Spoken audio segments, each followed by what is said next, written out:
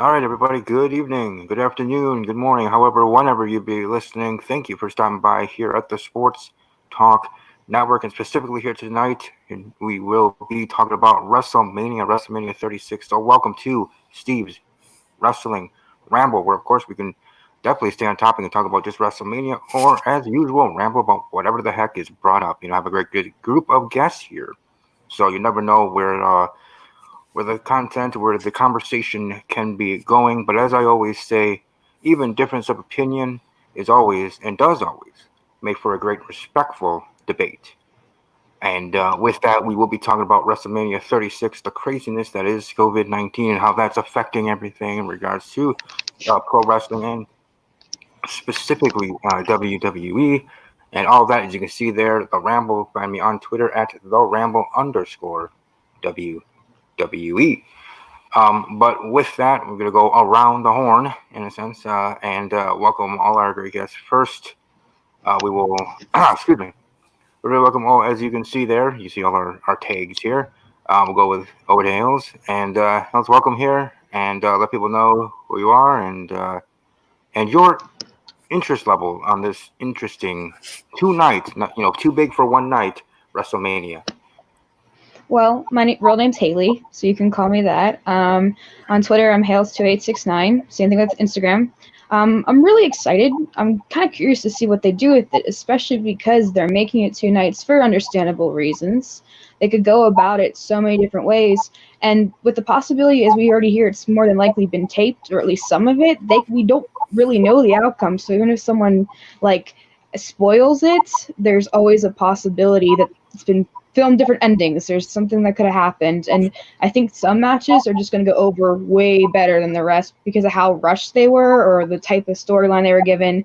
Like, I feel like Edge and Randy Orton could be a really good one because of the history between those two. I feel like some of the women's ones are going to be really good as well. But the one, like I said, I'm really excited for, of the men at least, is Edge and Randy Orton. I want to see how their history and their chemistry plays out together. Okay. And next up, I'd like to welcome Jake. Excuse me, Jake, part of the Joe Cronin show. It does his own thing as well, but let's welcome to him to the show. And what are your interest level, intrigue in regards to this two night WrestleMania? Thank you so much, Steve, for having me. I appreciate it. Happy to be here on the Ramble, and I usually look forward to Mania a great deal. This is one of the highlights of the year for Joe Cronin and myself. One of the busiest times, and unfortunately, with everything going on with this coronavirus situation and the pandemic that we're facing, obviously it's not the same. So my interest is I've tempered expectations. I've tried not to go overboard, but I'm hoping that a few of the specific matches, in lieu of what we're getting, can be better than anticipated. As far as like the Undertaker and AJ Styles, they have a chance to do something special there with them being able to tape it, ahead of time, not having to worry about doing it live. Same thing with John Cena and Bray Wyatt. That's another interesting take. So I'm curious what they can do there. But hopefully it's a good show. I'm glad they split it into two nights. It gives us something to tune into for 2 days, kind of break up the monotony and taking up, less time straight through, but double the entertainment. So hopefully it's a good show. I'm trying to be as positive as possible. So Yeah, well, I think we all are in regards to the situation, in regards to what this WrestleMania has become.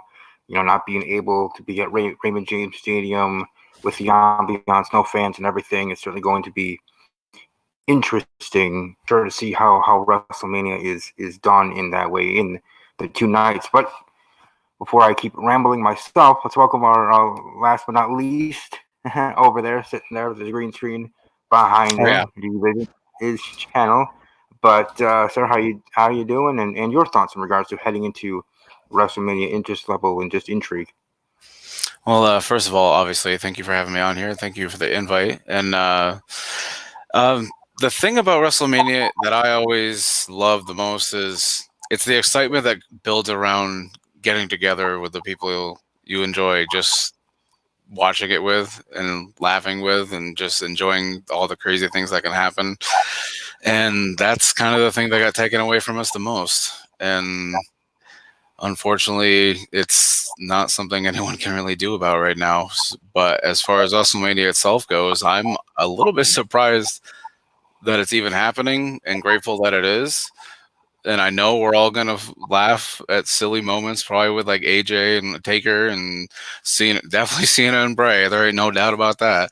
But I really look forward to Drew and Brock, and I hope it's Smash Mouth is probably the best way to put it. I hope they go 100%.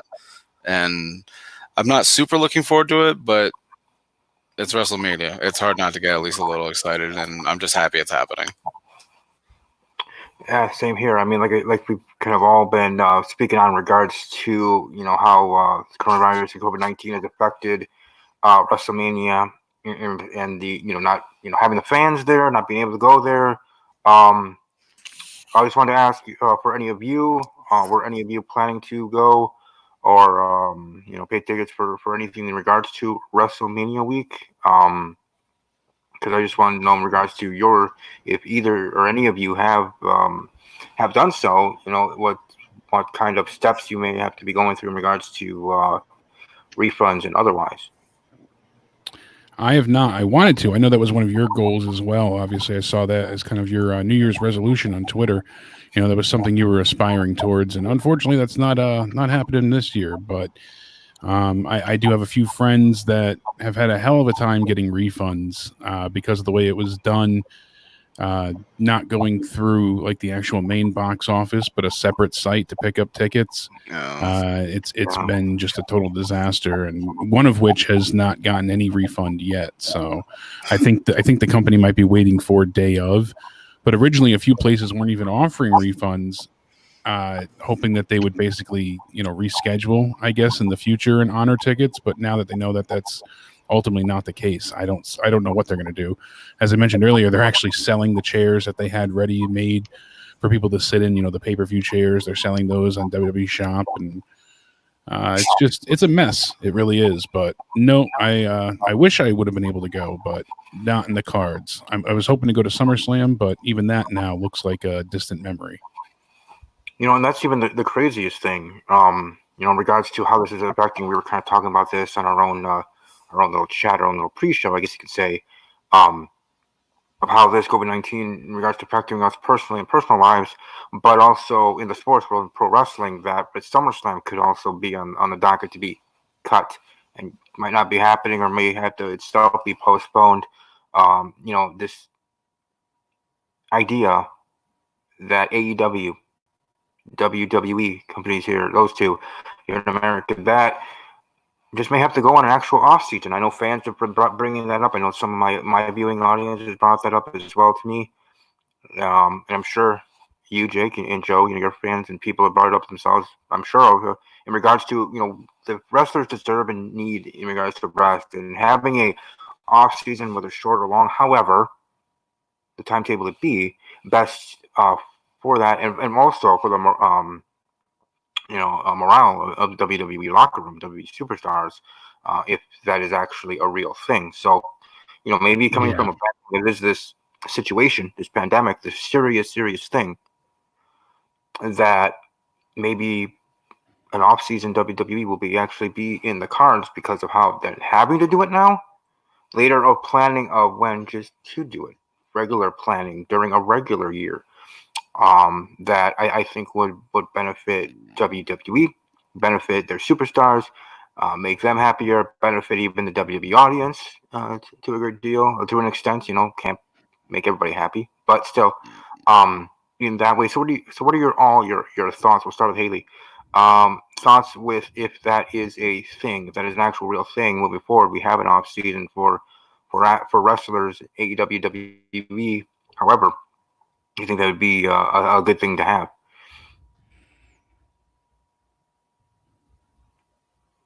I think you're muted. You're muted, yeah.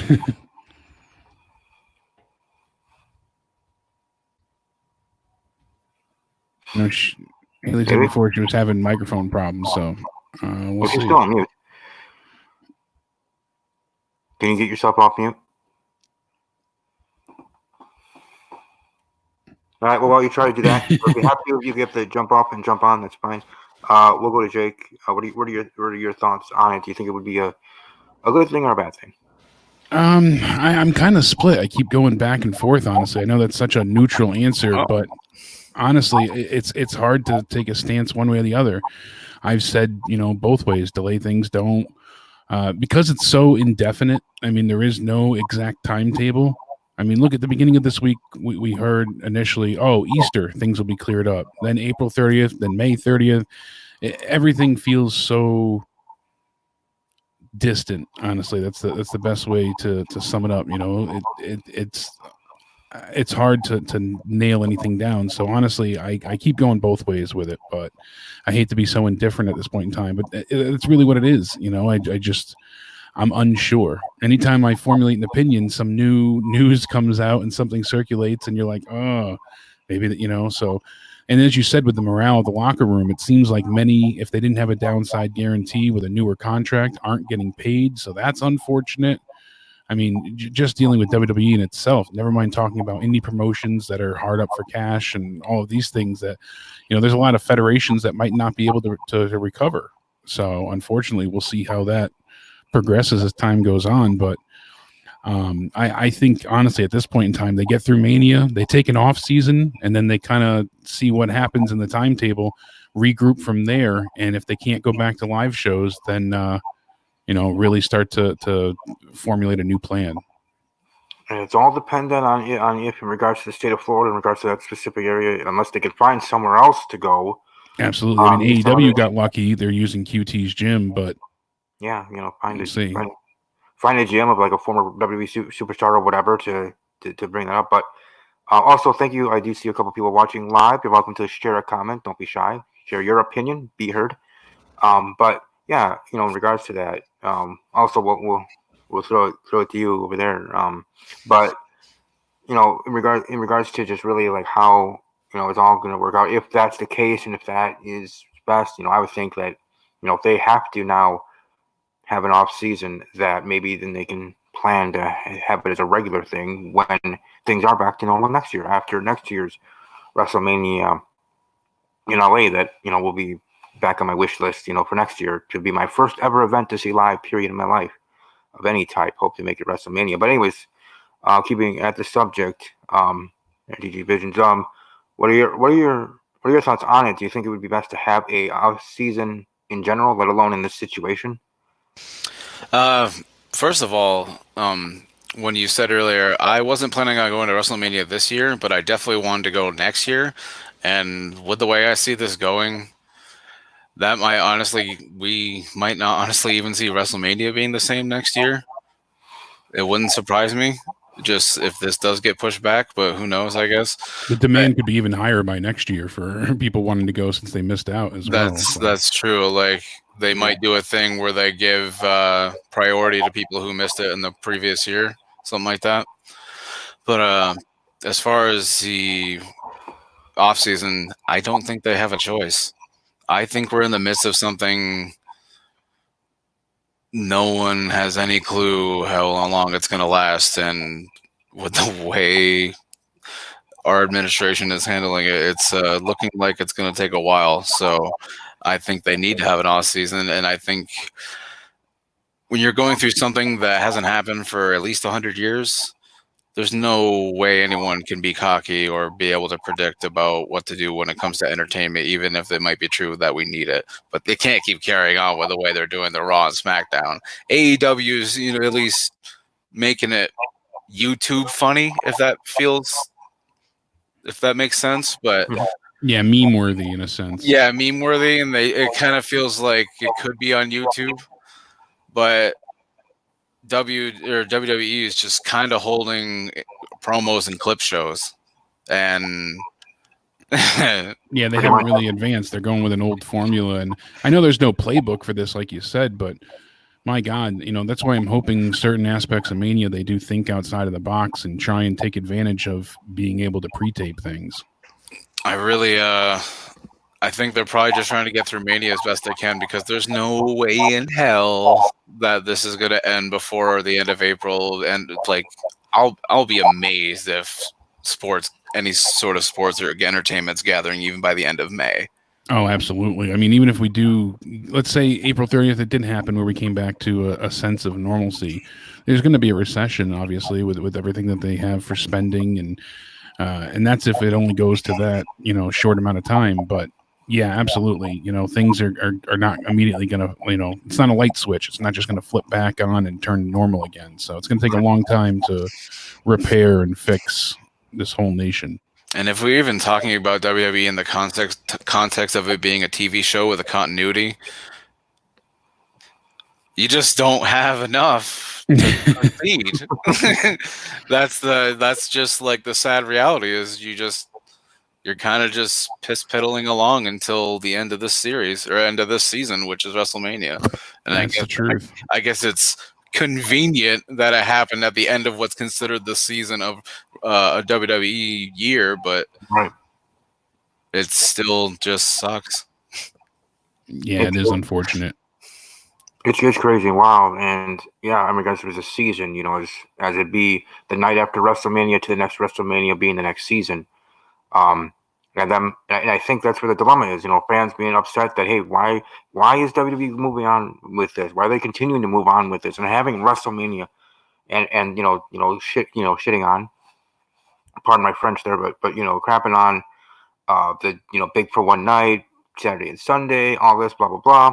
But you got to think it from their perspective. You got to think it in a business company perspective in the regards of WWE. As much as people like to crap on Vince McMahon, and I know it's fun to do so, but in his eyes, in the company eyes, they were needing and feeling like they had to get this show done. And however they can get it done, by hell or high water, they're going to get that son of a gun done.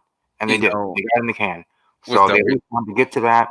And after whatever that, they're like, fine, we'll succumb to whatever has to be, rules. But they wanted to get WrestleMania.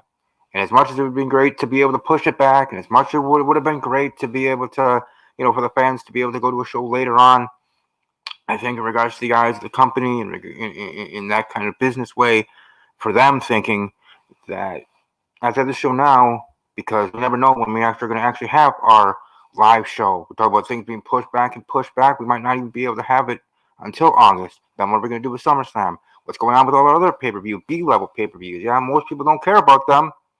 Some people do.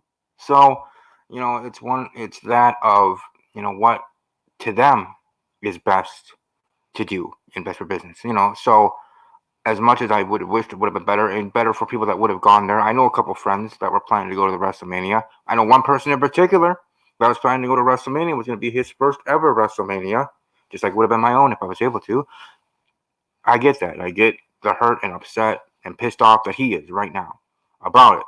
But it's a two-way street, and it's a tough decision. And I think, again, just my opinion, obviously, that from my eyes, and as a son of a former business owner, knowing that, I think it just was best for WWE to at least get WrestleMania, I guess maybe even the Raw after WrestleMania in the can, so that when they are able to pick it back up, they can just pick it back up from that point and move forward. Then having to try to pick it up to the WrestleMania show, I think it just would have been so much tougher. But now you have WrestleMania in the can. People can whatever about it themselves, and we'll see how it goes on air.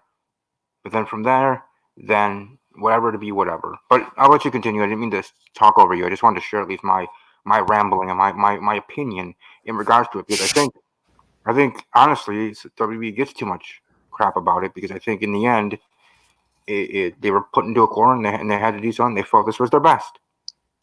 First off, no, you don't have to worry about talking over me. I was only laughing because you kept saying it's too big for one night line, and as soon as I heard that, I'm like, you know how they made that tagline? I guarantee they were in the room. Vince McMahon is like, it's too big a risk for one night, and he's like, wait, that could be our new tagline. They just took away a risk, but because that's literally the cause. But yeah, anyone complaining about this not happening is kind of full of shit and being spoiled. we're lucky it's happening. It's a global pandemic. It's literally something none of our even grandparents have been through. It's like you have Netflix and Hulu. Yeah, some people are trying to throw their heads in the sand and pretend like, we'll just let this pass us by, and then you have the morons out there not helping it, the case by making it spread. Yeah, that freaking Not people following around other things and still partying. Mardi I'm Gras, in spring New York, break, and all I of it. see so many people that just go to the stores with no protection and like bring their families still, and I'm just like, why? The beaches were packed here over the weekend, and I couldn't fathom as to why. I understand you're cooped up, quote unquote. You want to get out of the house, but slow your roll. That's really what it comes down to. Just Break I some made the joke on leaves, Joe's man. show, but it's the truth. It's not even a thought of my own, but so many people have said it. And as you mentioned, with the Great Depression, World War II, we had ancestors and grandparents and great grandparents who had to give up their entire lives to go overseas and fight in a war and things like that. Here, all we have to do is stay inside and watch Netflix, and people can't handle that for just a few weeks' time. So I know it's difficult. I know it's not easy, but still let's try and ride this out together. And that's why I'm glad WWE is still attempting to put on shows, and I'm glad that they're trying to still continue. I didn't want them to cancel WrestleMania. I wanted them to still give us the matches. They should have just canceled Mania, in my opinion, in namesake only. Have Mania take place when it could, June, July, August. You figure it out. They do Saudi shows where they have 2 pay-per-views in a month, essentially. They could have done the same. They could have had WrestleMania and then 2 weeks later SummerSlam. Don't tell me they couldn't have done it, because they would have. The money would be there. People would still attend WrestleMania, no matter when it was. This should have just been a Super Raw and a Super SmackDown, just like they're doing 2 nights. They could have done 3 nights, and in 1 week had the shows, the matches take place on, Raw, NXT, and SmackDown. Would have worked out perfect. They could have, done it that way, and I think people would have been happier. And we still get the matches, because you can't keep WrestleMania week. Yeah, absolutely. You can't keep these things in perpetuity. You have to let these storylines conclude. It's not like you're hitting pause on the Super Bowl.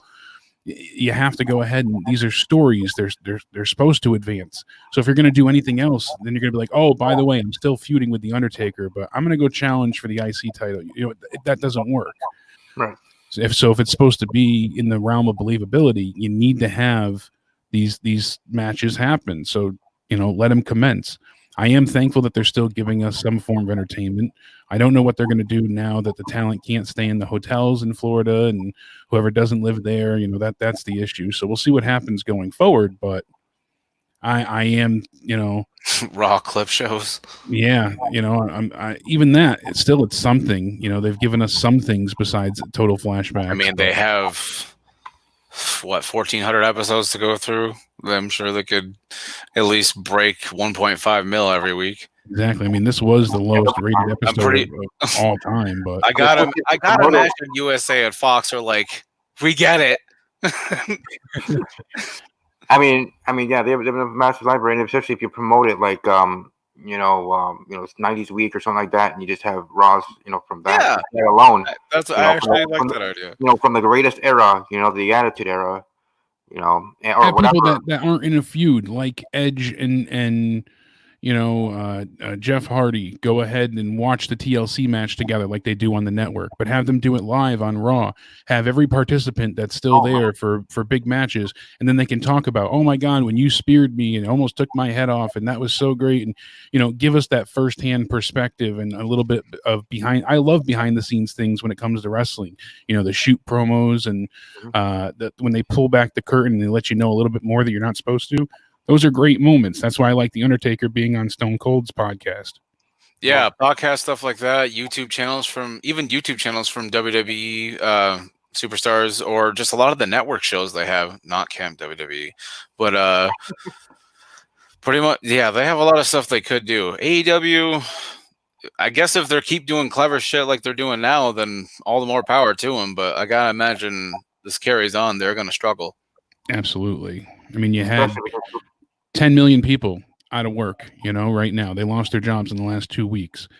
unemployment's delayed by 5 weeks minimum in Connecticut. I mean, I don't know how it is elsewhere, but it's like 3 or 4 weeks in New York. I can't. Yeah. It's not great. No, so people need entertainment. They need some type of foundation to build off of, and they need to be able to have that sense of normalcy. So even when there's chaos, I always look back at now to the 9/11 episode that happened with SmackDown. You have the whole roster on the stage. Even when everything was upside down, wrestling was still there for us. That's kind of the keepsake. So they're keeping tradition alive.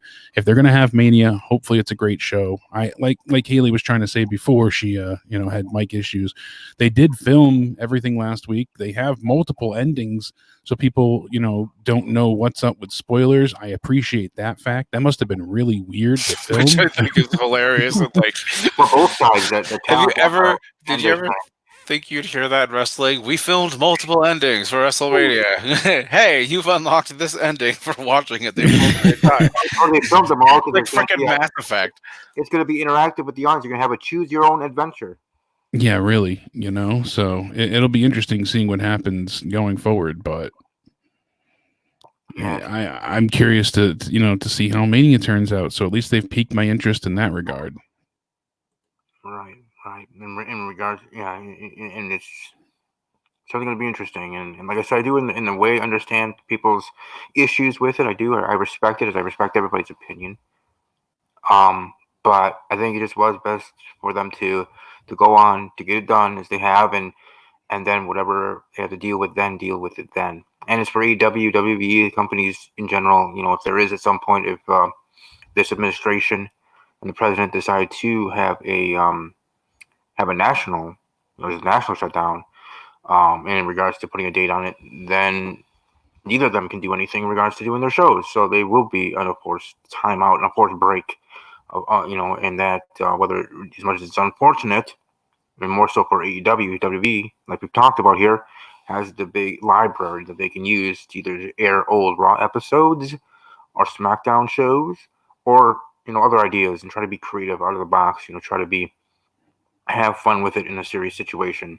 Yeah, absolutely. Do things on location, and they could totally pick things up and make it fun in some way, shape, or form. Exactly. This is going to be a weird year. Just a really weird year, wrestling or otherwise. Yeah, that's a given. Yeah, in life, in sports, in wrestling, all aspects. Movies, movies aren't able to be produced because of the situation. Music and other things, can be because of technology. But, I think, with everything being affected in the way that it has, again, like I was saying earlier, I'm appreciative of NASCAR, doing the iRacing and having something each week for racing fans. It might even bring new fans, that are into the iRacing, that are into, with the gaming world.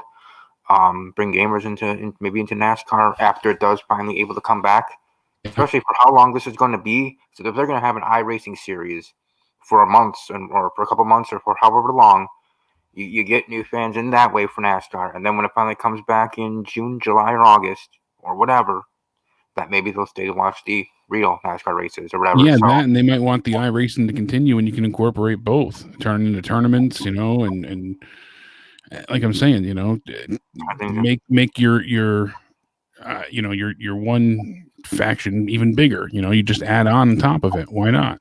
So that'd be great. Do what Up, Up, Down, Down does on a Raw. Simulate WrestleMania if you had to, but not the whole night. One part of it. That'd be funny. Have the wrestlers. People like that stuff. Do something different.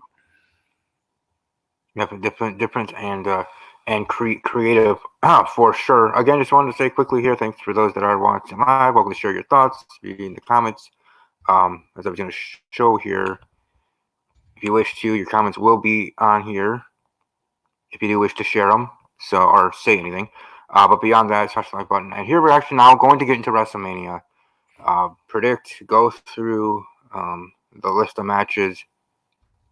This will loop here for me, and we'll start off with a doozy. And here we have Otis one-on-one with Dolph and Ziggler. However, whatever night it's going to be, whether it's start the show or however, certainly going to be interesting match of its own right. But we'll start with Jake in your prediction and thoughts on this one-on-one contest. They started to drop the ball with this one a little bit, but honestly, I'm still interested in this feud. This was one of the best things they had going on SmackDown to me for a while. I was really interested in Otis and the Mandy Rose saga. I didn't like the way they handled the Valentine's Day date. I felt like that was a bit, underwhelming. They could have done things a lot better, but I see what they're going with. Obviously it's going to be, to me, this my take on it is that Sonya Deville is going to be the one that sent the text message to Mandy or to Otis, saying that they're running late. And that's why he didn't make the date on time, because she didn't want to see them together. She felt like Otis was beneath Mandy. And I think it'll end up being where we see Otis and Mandy taking on Dolph and Sonya later on. So I think that's the intended plan for this, but I can't see Otis losing here, especially now that they're having no crowd to get any type of like visceral reaction from.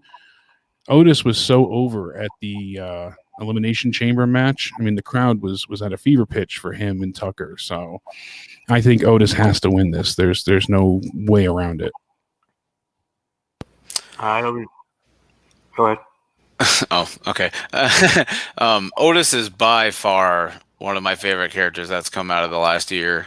And I was loving the storyline up until, as you said, about the Valentine's part, where things kind of, and I know part of it's because just they stopped, weren't able to keep doing shows normally, but they kind of never really delved into the Sonya part and why Mandy was just like, oh, okay, I'm just instantly going to start doing stuff with Dolph with no follow-up or no anything. And then it's kind of hard to pitch for Otis and Mandy now because Mandy's kind of been just as prickish as Dolph almost because she's just going along with all of it.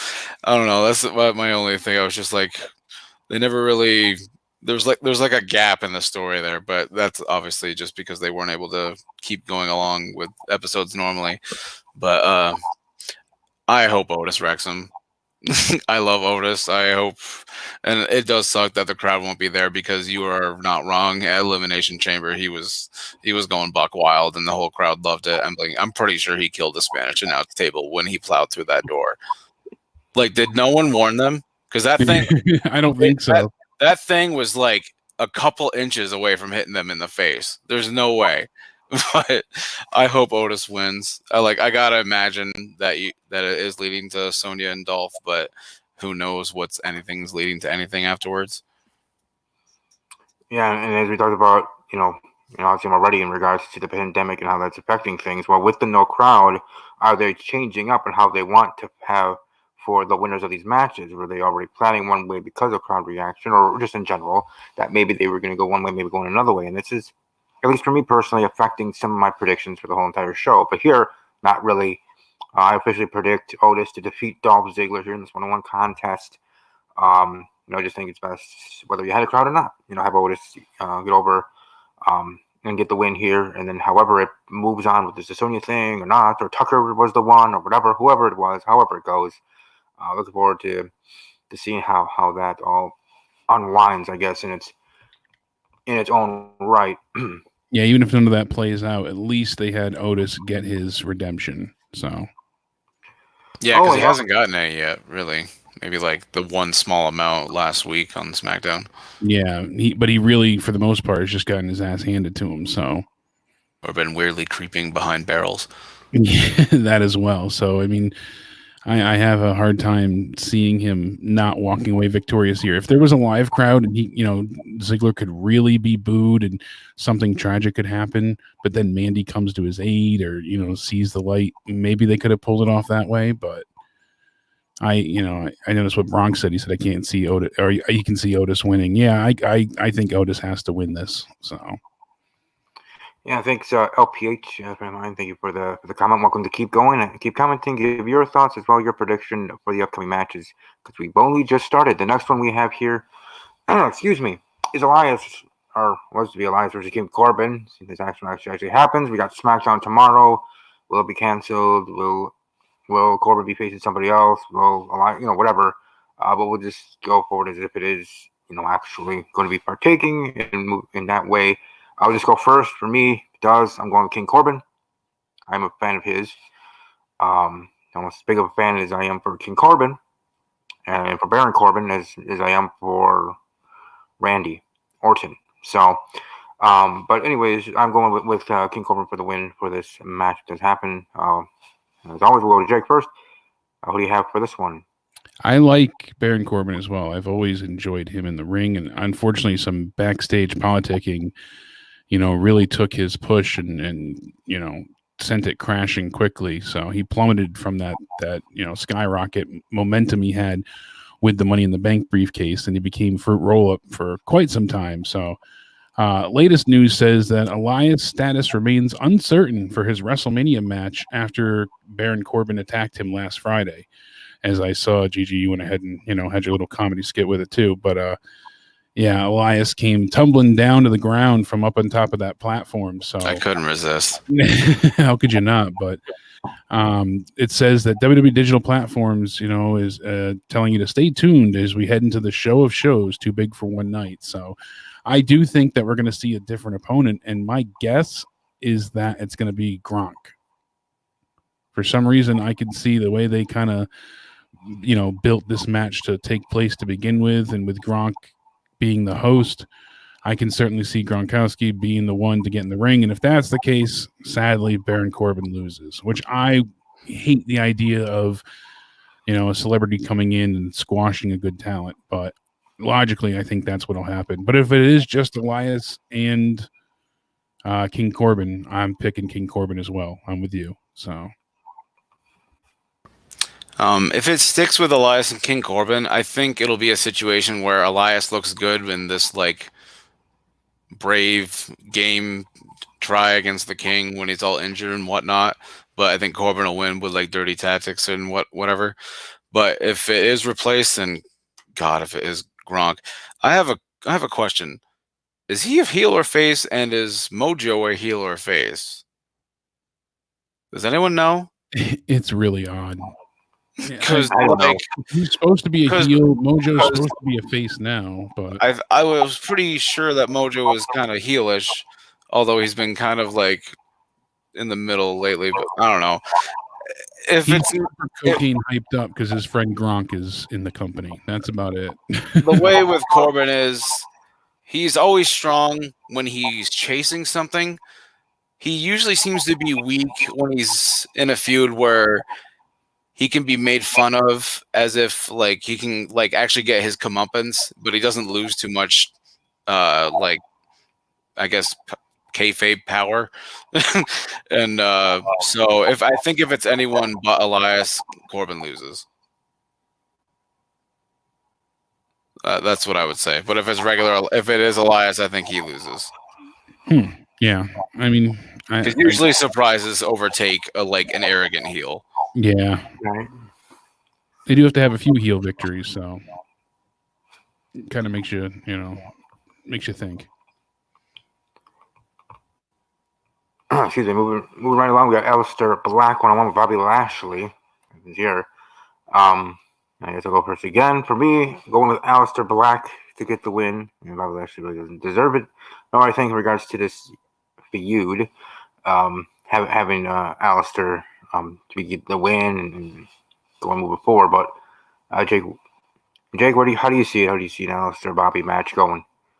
I hope this is a slugfest. I hope they really push each other to that limit. I am a huge Aleister Black fan. This came out of left field. I mean, they had no plans, it felt like here.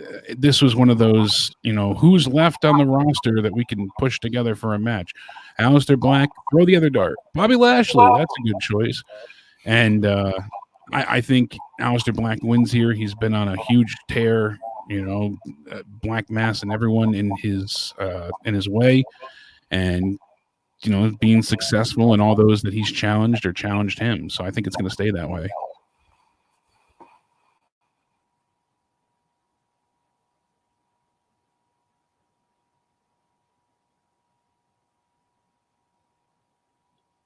Oh, I muted. My bad. Okay. Have these two... for a minute?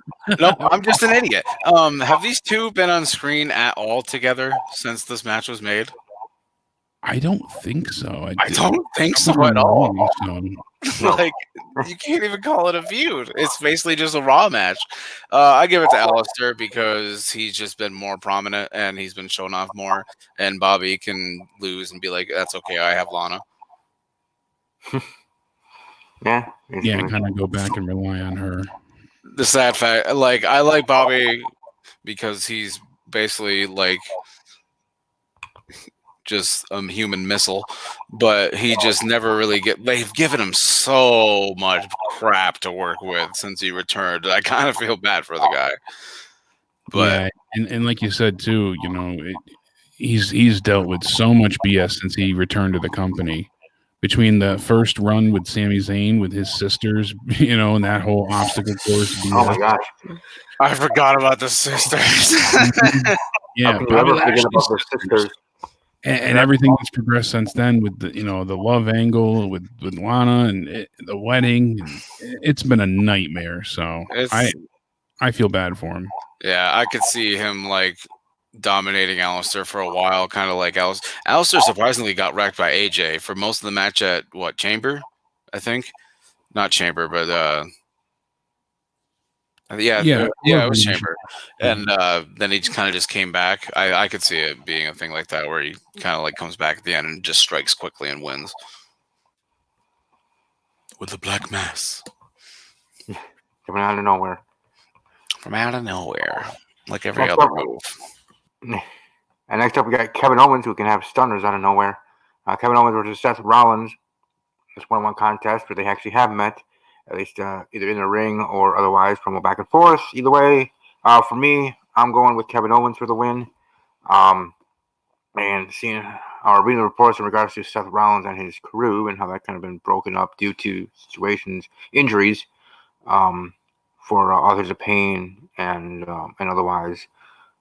But either way, I'm going with Kevin Owens for me. I think that's the first way to do it.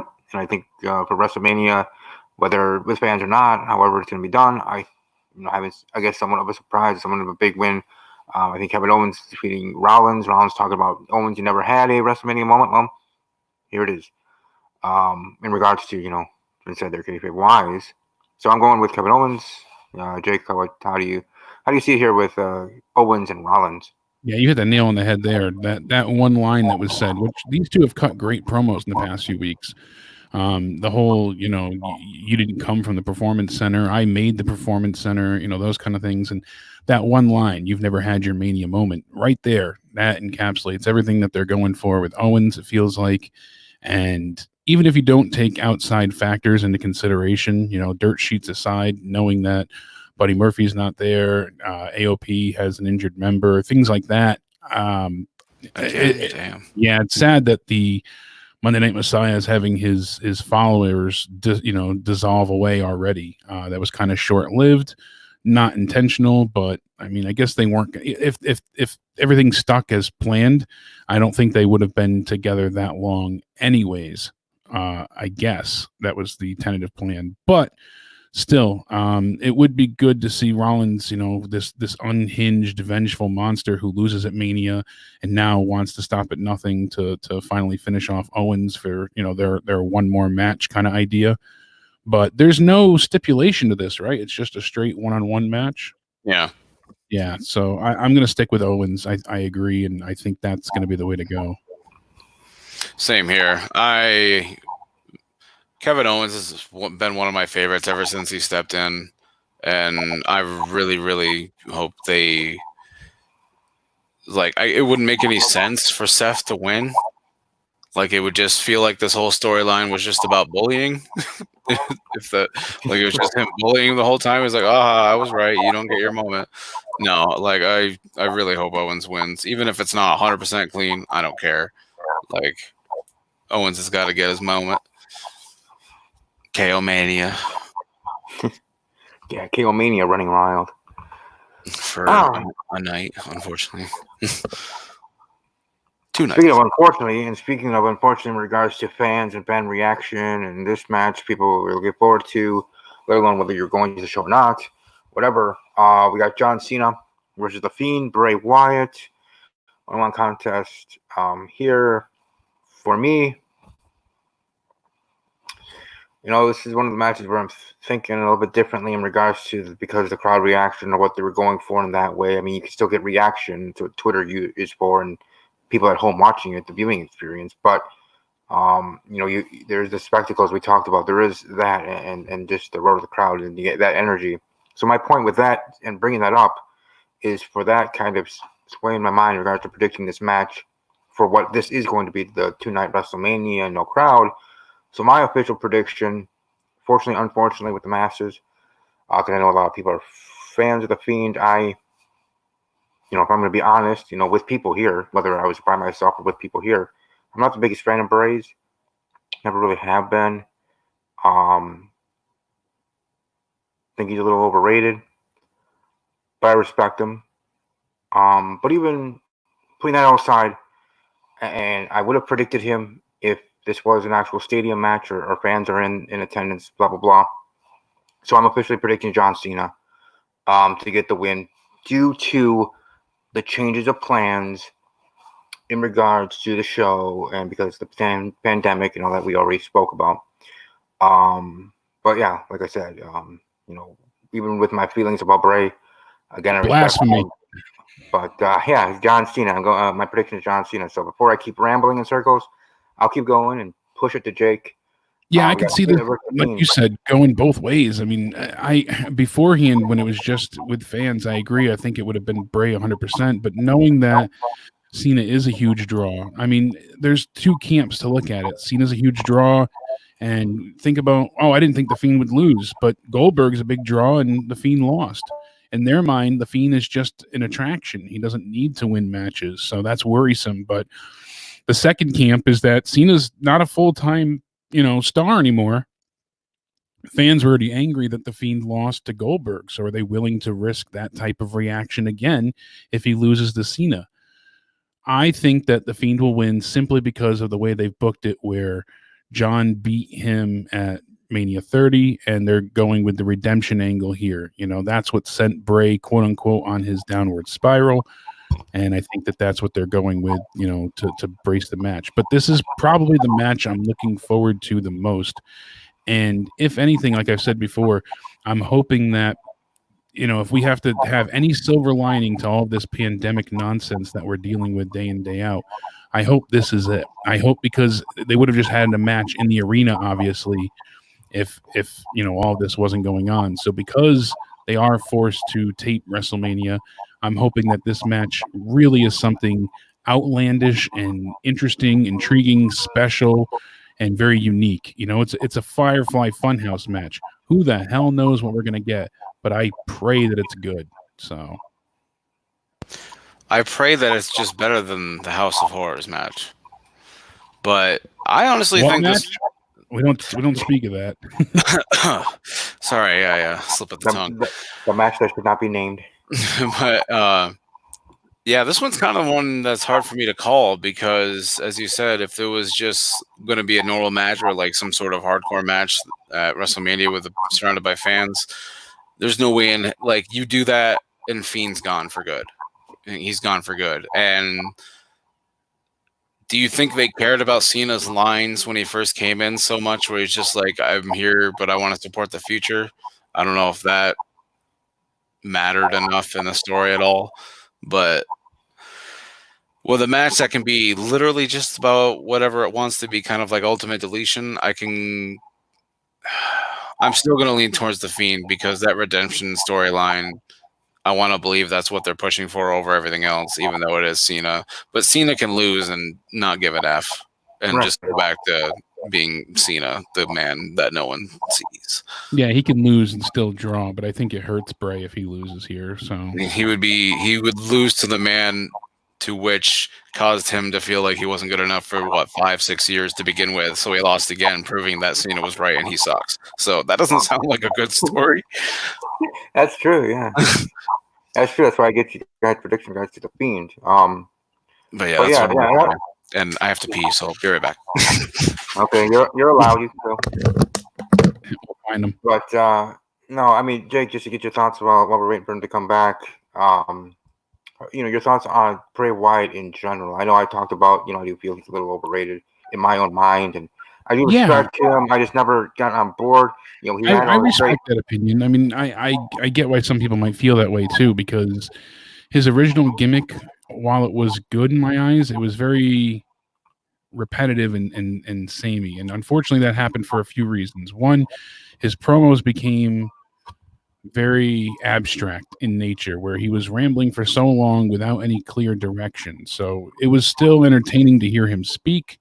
He drew your attention, but he didn't always hold it there, unfortunately. And that's why I feel like with the Firefly Funhouse, he has a better focus, a better direction. He is more straightforward in a sense. You know what the gimmick's going for. He's this twisted Mr. Rogers character, and they've stuck to that, and they've been consistent with it for the most part. Not so much in his match bookings, but as far as his promos and things of that nature go, they've been very on the same page, which I appreciate. They've had a certain kind of lore that they've stuck to with the Funhouse, with the different characters, and they've been very careful not to break from that. So I'm appreciative, at least, that they formed something with his creative booking, and then from there been able to stick to it. So that's at least appreciated. And I've loved every Firefly Funhouse segment. Honestly, I don't think there was one. Some were not as good as others, but I don't think there's been one bad one in my personal opinion. I've enjoyed each one thoroughly, and I like the gimmick. It's fun. I like the duality of it. I like him being able to have a person to do his dirty work. Bray's there to manipulate and be this kooky character, and when it takes time to get business done, he's got the Fiend. So I like what they brought with this.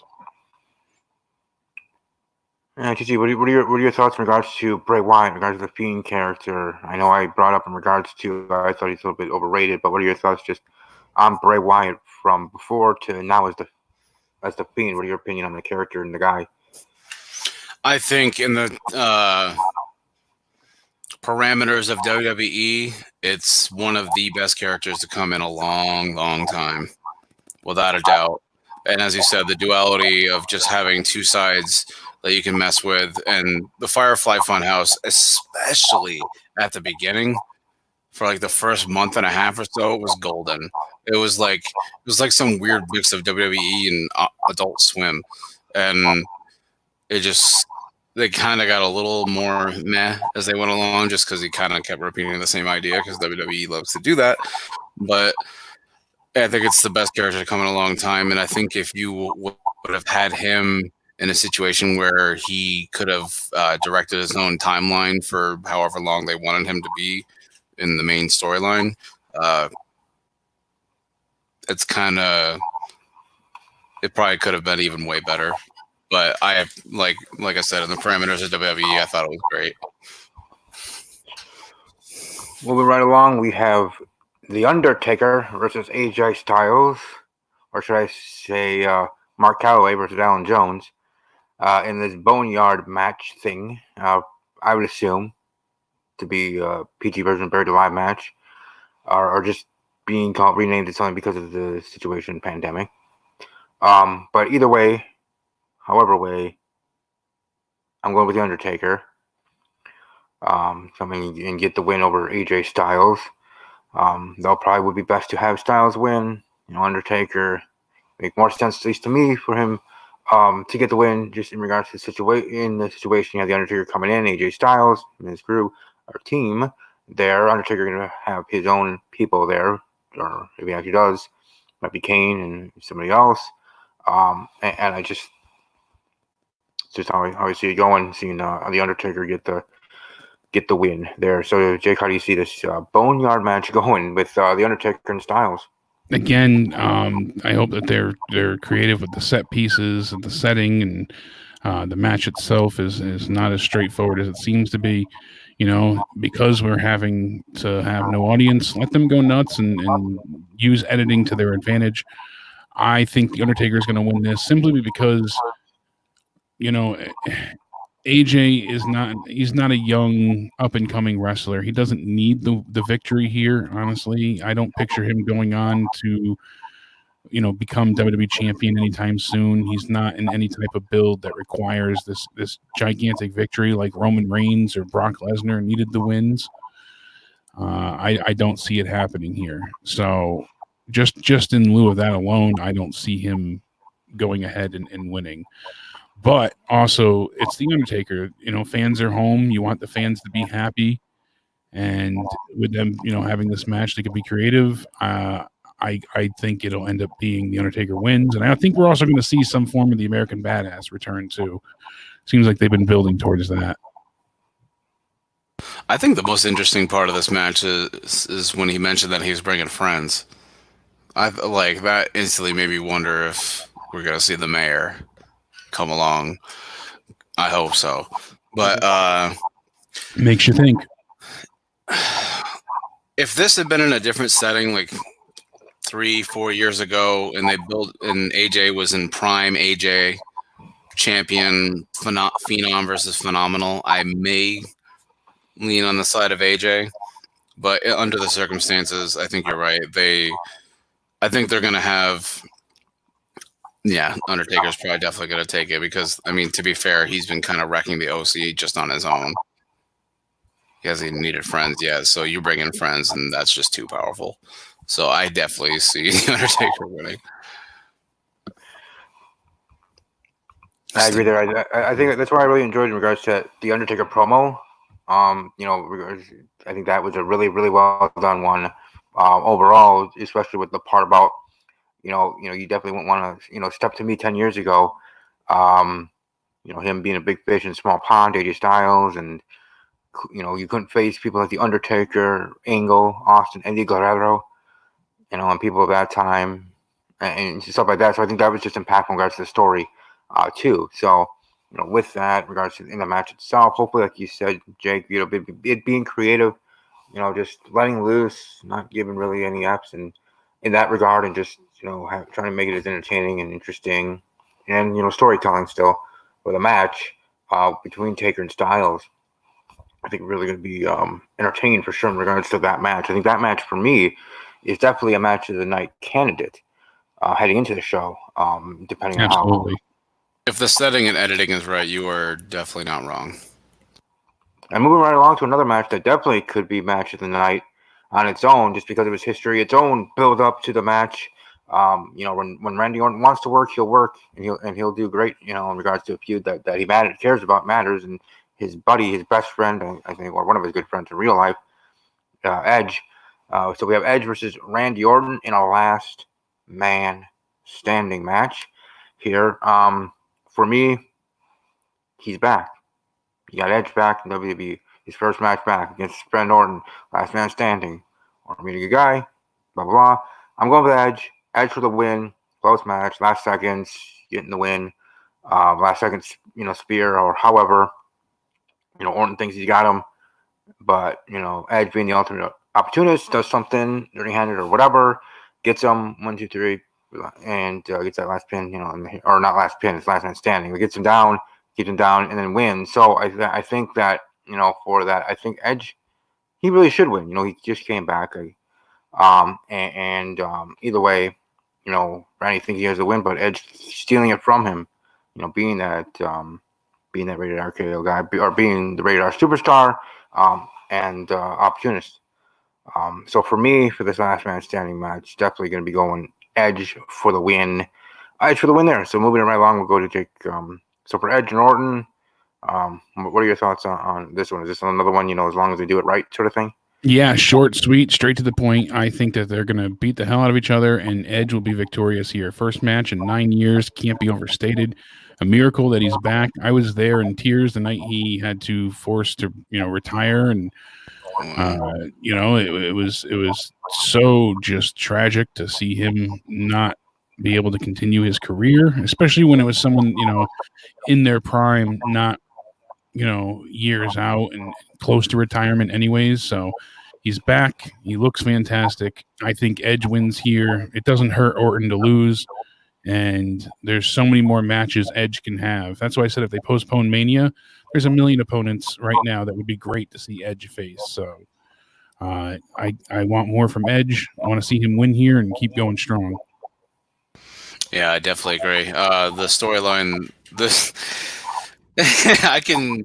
that moment we both heard, "You think you know me," as soon as it hit in Royal Rumble, me and my friend just looked at each other with a stupid look on our faces. You could tell we're both so excited to hear it again, because Edge has always been, the ultimate opportunist, and I've always loved. He's so good at countering that I know I'm going to love every single match that he has coming forward, and I really hope that this ends up being like a good solid 15 to 20 minutes of them just beating the hell out of each other, and Edge sneaks in a good spear, or I don't know, I could see them going maybe not a flaming table, but a poisonous table. I don't know. Randy may have venom, but I got Edge, and Edge has got to win, and then I want to see him and Daniel right now. Right. Yeah, that's a hell of a match to look forward to. Definitely him and Daniel. Battle of the broken necks. Oh, yeah, definitely for sure. They're both coming back. Yeah, and I also wanted to apologize. In my mind, I was thinking of an Iron Man match instead of a Last Man Standing match while I was saying what I was saying. But yeah, definitely still in the end, Edge for me to get the win. But speaking of Daniel Bryan, the next match here to predict, we got Sami Zayn, Intercontinental Champion, going up against Daniel Bryan for said IC Champion. The championship there. For me, I'm actually going to go with Sami Zayn to retain. And I just see it again in regards to fan, the crowd, all that playing into it. So plain and simple, I'm going Sami Zayn for the win. Jake, what do you think? Sami Zayn retains, I think, is going to be the story here as well. I think that's what they're kind of building to Drew Gulak turning on Daniel Bryan. So, because he's been kind of this coach, role for a bit now, and I think he's going to turn on Daniel. Some people think that, he'll get the title, then he'll turn on him, but I think it's going to be the other way, where he costs Daniel the title, and that leads to them, feuding going forward. So, Sami Zayn retains. I also agree. I think Sami Zayn is going to retain as well, because there's no way in hell they would give him a clean pin victory over Braun in a situation where the match is handed to Bryan by Drew winning in the first place. And I could see Drew and Daniel being a tag team for a little while longer before Drew turns on him in some way, or the other way around, if by some chance. And but yeah, with the way Sami won it and with how fast this whole thing came together, I think it would make sense for Sami to keep the belt, especially when Daniel kind of has his own side storyline with Drew going on. Yeah, I mean, good old. Yeah, it's just regards to I know some people were surprised in regards to when Zayn won the title in general. I was for Zayn, but I definitely was. Braun yet again loses 3-on-1. Like I sat there, I'm like, am I supposed to be pissed off? I don't know.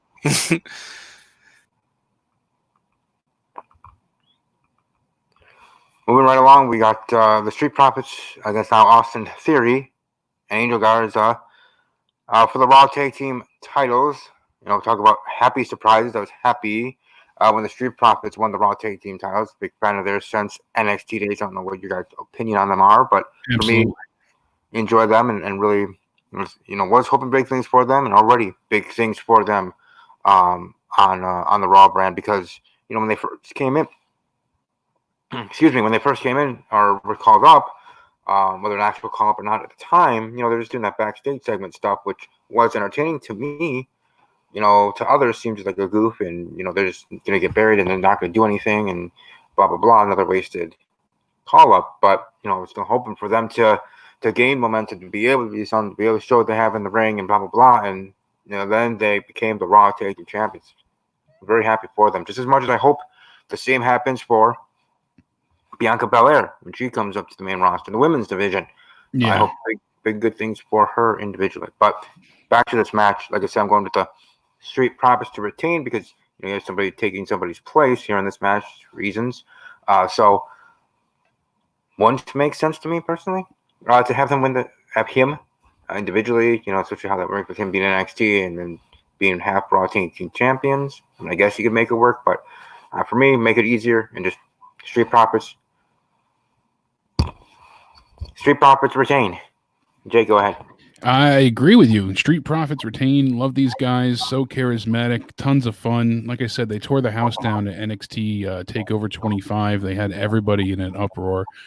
Great to see them in person, win the tag titles there. I foresee them retaining here. I mean, Austin Theory, he's certainly somebody to look out for, but he's 22. He's so young. He's so new. And he really feels like, the ultimate epitome of replacement guy. So they just needed someone to fill in for injured Andrade, unfortunately. Thank you, for injuring Andrade, I guess. He gets his big break down WrestleMania. Unfortunately, no fans, but what are you going to do? Yeah, Street Profits retain here, and when Andrade can come back, I think they'll pick up the feud with Angel Garza. This one's a little hard to call just because every time they have a switcheroo, those people tend to win. But, man, this has gone back and forth so much. They have been pushing Angel Garza pretty hard. So that's the only thing that makes me think that they might actually win. But, God, it's just so hard to... I got to still say go with the Street Profits just because... You're right. Austin Theory is pretty young, and he was the cause of them losing the match on Raw as well, I believe, if I remember correctly. So I could definitely see him being the cause of it again or some miscommunication. So I'm going to have to go with the Street Profits on this one because I just don't see any need for a change. Yeah, again, it could just be, the effects of the situation. Again, wanting bigger pop, bigger reaction. To be one of the reasons why I'm not having them, but I think it's more so us there being young, still being developing. I'd say a little bit more in NXT, which is doing well.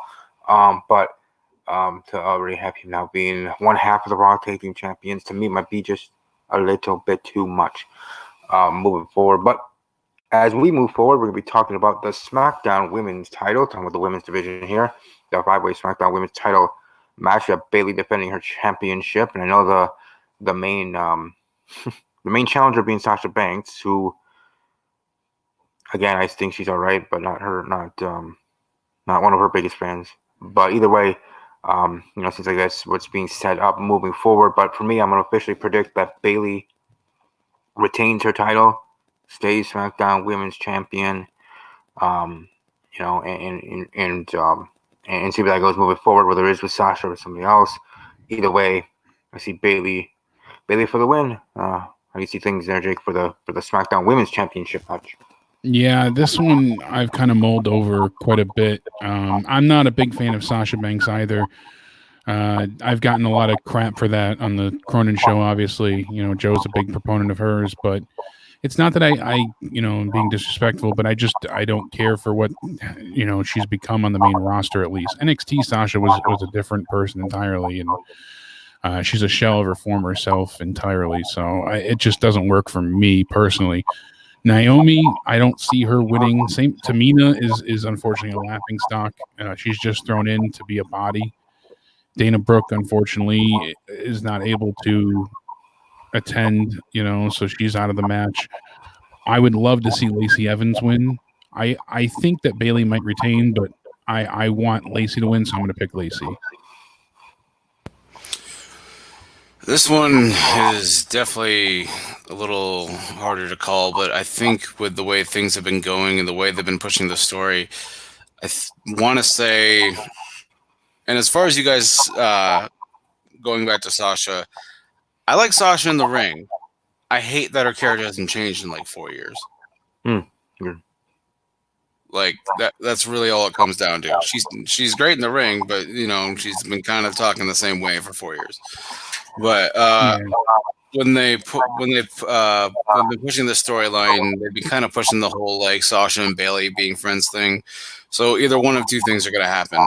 From some godforsaken reason, they're going to be like, all right, Tamina, fine. It's been 38 years. You can have the belt since we're since we're going offline anyways. That'd be surprise or surprise. You want reaction? You Think want about what you Twitter, thought. you do that. Think about what you thought when Zack Ryder won the IC championship. I was happy for Zach. I'll just go back to that feeling. I don't picture anybody feeling that way for Tamina. I'm not saying that anyone is, but no one's there. So it's just that anybody at home. They can do whatever. Yeah, go ahead. So I'm just like, they're going into a period of where like fan interaction may not matter. So Tamina's like, all right. Yeah, they won't be booed out of the building. Absolutely. Did we lose our main proprietor? I think we did. We'll see what happens here. You should be able to join back in. We'll find out. I believe we're still live. So yeah. But no, I could see Bayley rolling up Sasha for the victory. Yeah, I mean, I hope that's not the case because that seems so obvious. That seems like just so predictable. But or maybe Tamina lands a finisher and then Bayley passes Sasha out of the ring and then steals the victory. I don't know. Yeah, Lacey Evans knocks out Bayley with the women's right. Or Sasha throws her out of the ring and pins her for the win. I don't see Sasha winning though. If they should have had us, been given a straight up Sasha versus Bayley feud here, and that would have needed time to cook. Or kept it Naomi and made it more personal, maybe. Yeah, maybe. But I have a feeling like if they I'm back now. But if it would have been, with fans, it would have been as planned in Tampa. Sasha Banks probably would be winning this match. But I think the situation. I think also how I want it personally. I want Lacey Evans Bayley for the next pay-per-view or whatever. Yeah. However they do it, I want that to be the feud for the title. I'm shocked Lacey didn't win back, months ago with the Rumble. So I agree there, but either way, won rather cleanly too. It wasn't even that big a dirty. It was supposed to be, and she messed up not pulling the tights properly. So. Yeah, you're right. Yeah, sadly, that whole thing was a huge mess. And so unsatisfying. But yeah, you never know. You'd be all the plan, right? The big plan. That was part of it. And then get Lacey, maybe win the title in the future whenever they're able to continue on with the shows, the situation. But either way, that's excuse me. That's how I think in regards to Bayley retaining. But I know it would be a surprise if Tamina won. That'd certainly be interesting. If that craziness happened. You never know. Yeah. Anyways, moving right along, we got the SmackDown Tag Team title match. We got the Miz and Morrison defending their titles up against the New Day and the Usos. This one's a tough one to choose the participants of the match. We have the New Day and Usos. Legendary tag teams in their own right. Miz and Morrison back as a tag team, winning the tag team titles already after 7 years or whatever years it's been since they first won it when they were there. Or tag team in the past, but I'm gonna officially go with the Usos to win. They're actually gonna be there and whatever, but different reports are saying different things about the Miz, about the Usos. But if this match is how it is, I'm actually gonna go with the Usos as my prediction of winning the SmackDown tag team titles. But again, we have SmackDown tomorrow. Maybe things will happen in those news. That's right, but. That's my prediction. Jake, what do you see here in how the match is set up right now? We're in a triple threat for the SmackDown tag team titles. This is one of the matches I'm looking forward to the least, probably behind the women's 5-way. And I don't have any passion for any of these teams currently. The Usos feel stale. Same with the New Day, and the Miz and Morrison are okay as heels, but they're not exactly lighting up the screen right now. So. I see them retaining the Miz and Morrison just because we need a few more heel victories for the night to keep people, kind of on an even keel as far as heel and face victories go. So I think we're going to get a heel victory here. Wasn't it reported that Miz was taken out and this was going to be a triple threat with just one member of each team already? That's what I had heard, but... Yeah. I heard about since Reigns decided not to go himself because of his situation, and the Usos weren't. And that Miz decided not to go. And then, but the Miz, I heard there was a rumor, probably just was a dirt sheet thing, maybe it was false. But what I saw and read was that the Miz showed up sick to the taping. I Yeah, love that you. was like 4 days ago. Yes, I could be So, lies, but that's just what I read in one of reports that I saw on Twitter. Yeah. yeah, that happened like 4 days ago, where a lot of sites, even What Culture, was saying how it's going to be a triple threat instead of a triple threat team match because the Miz didn't participate after he had flu and cold symptoms. So I don't know. We'll see. Well, on my end, I love the Usos, but you're not wrong when you say they've been kind of stale and really haven't done much. And we don't know if it's going to be a ladder match or not. I mean, that's kind of been thrown around. I had heard yes, and I had heard no. So if it's a tag team, if it's both Miz and Morrison, I see them winning because I could see them going dirty tactics. yeah, and hopefully it's still the ladder match as well. That was what I had last week. The show does need some heel victories because last year's show was face victory season. It was like all three people that went for their titles won. So I could see that. And even if it's 1v1v1, I could see it just being a heel victory on a ladder match. So regardless if it's Miz and Morrison or just Morrison, I could see them winning because Morrison just got here too. So, and New Day, I guess they're a nice default win, but they don't really need it right now. It feels rather uninspired. Yeah. Yeah. I was just going to bring up that you can see the replay of WrestleMania on ESPN last year's WrestleMania on ESPN. They'll be showing that this Sunday before night 2 of WrestleMania. I know, so fascinating. But I was watching the other two with WrestleMania 30 2 weeks ago, and then last Sunday with WrestleMania 32, the one where Zack Ryder won that ladder match to start off the show. Yeah. And his moment was his dad, but and then backstage with Scott Hall. But anyways, yeah, just to bring that up, share that. But either way, yeah, definitely. At least for me, if the Usos are going to be in the match, the Usos get the win. I think I need it, deserve it in that light. Speaking of someone I'm interested in, for me personally, I talked about my negative thoughts on Sasha Banks. Well, for me, I've got my own criticism for this, but my opinion, I'm a really big fan of Alexa Bliss. And here we have Alexa Bliss and Nikki Cross battling the Kabuki Warriors for the WWE Women's Tag Team titles here. I love Alexa Bliss, but I'm going to actually predict Kabuki Warriors to win. I think it's just having Bliss and Cross as someone for them to face. Obviously, I'd be happy if they did win, but again, being honest and impartial, my prediction is officially Kabuki Warriors to get the win here. What say you, Jake, in regards to this WWE Women's Tag Team title match? The best thing to happen to these tag titles was Bliss and Cross, crisscross applesauce there. I'm a huge Alexa Bliss fan as well. I really like her, and I am picking both of them to win the titles. I think they're going to go over the Kabuki Warriors. Not that I don't like the Kabuki Warriors, but I feel like Asuka and Kairi Sane would be better as singles wrestlers. And sadly, I mean, besides Kairi getting injured at TLC in that disaster of a match, we haven't seen them defend the belts much either before or since then. It was kind of few and far between as far as title defenses. And then the belts really took a back seat because Asuka went and challenged for the Raw Women's title, and she did a lot of singles matches, and then she was in the Women's Chamber and all this kind of stuff. So the tag titles really took a back seat, and I feel like if you put them on Alexa Bliss and Nikki Cross, they'll be more prevalent. So I think the belts are better served on those two. So hopefully they win. That's my pick.